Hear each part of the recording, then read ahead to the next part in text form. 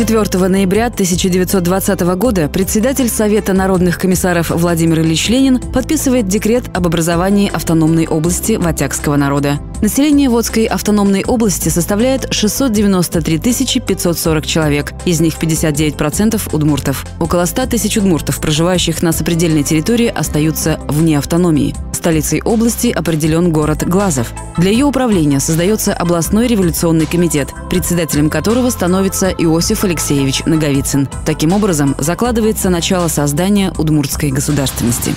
90 лет со дня образования республики. Лон Ажлантышке. История продолжается. Юншанпрома и Клуб «Авиатор» представляют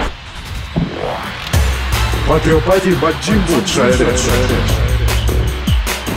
В 19:00 в концертном зале филармонии большой молодежный концерт «Кылзы Дюгёсты Шайреш»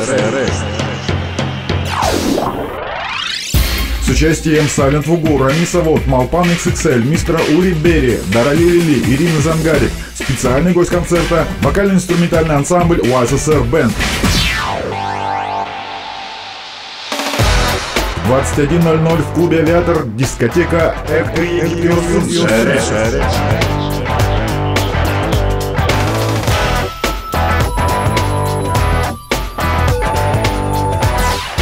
Билеты в кассах филармонии.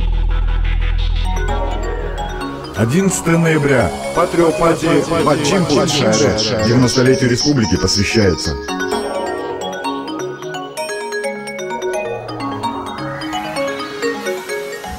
«90 лет со дня образования республики». Лон Ажлантышке. История продолжается.